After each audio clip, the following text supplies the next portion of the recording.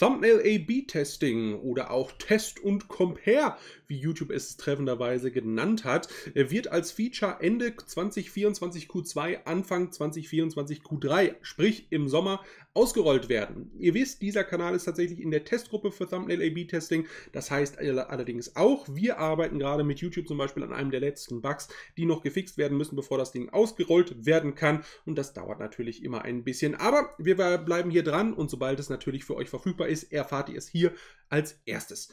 Gut, machen wir weiter mit den Advertiser-Friendly Guidelines, die sogenannten AFG. Hier geht es um den sogenannten Paragraphen Profanity, also vulgäre Sprache oder Beleidigungen, die den Monetarisierungsstatus beeinträchtigen können. Und hier wird keine Änderung an der Richtlinie vorgenommen, sondern lediglich weitere Beispiele hinzugefügt, die dazu führen könnten, entsprechend, dass ihr demonetarisiert werdet. Wie gesagt, an der Art und Weise, wie diese Richtlinie angewandt wird, hat sich nichts geändert. Es wurden nur weitere Beispiele hinzugefügt, um es Creatoren einfacher zu machen, darauf zu achten, welche Schimpfwörter sie sagen dürfen und welche eben nicht. Den Link zur Richtlinie findet ihr natürlich auch in der Videobeschreibung. Das heißt, ihr könnt da gerne selber nochmal reinschmökern und schauen, ob da vielleicht auch Wörter dabei sind, die ihr öfters benutzt, die ihr vielleicht nicht benutzen solltet. Wie gesagt, würde mich mal interessieren. Wunderbar. Zu guter Letzt hatten wir im letzten Q&A-Stream mal reingeschaut, was denn eigentlich so mit den Superchat-Likes los ist und beziehungsweise Superchat-Antwort-Threads.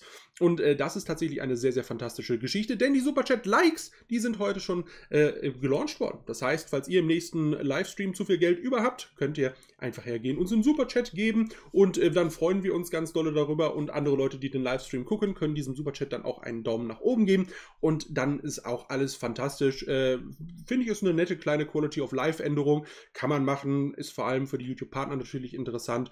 Und die Superchat-Antwort-Threads, die lassen noch ein bisschen auf sich warten, aber ich habe schon mal ein kleines Mock-up dazu gesehen. Das darf ich allerdings nicht teilen, sieht aber vielversprechend aus und ich halte euch natürlich auf dem Laufenden, sobald es hier etwas Neues gibt. An dieser Stelle danke ich ganz recht herzlich für das Einschalten. Ihr seht schon, ich bin nicht in meiner gewohnten Umgebung, deswegen wird es nächste Woche auch keinen Patch-Rundown geben, aber ich gebe mir Mühe, falls tatsächlich irgendwas zwischendurch sein sollte, wird euch Lego vielleicht auf dem Laufenden halten. Ich gehe aber nicht davon aus, deswegen sage ich einfach mal bis in 2 Wochen. Macht's gut und haut rein.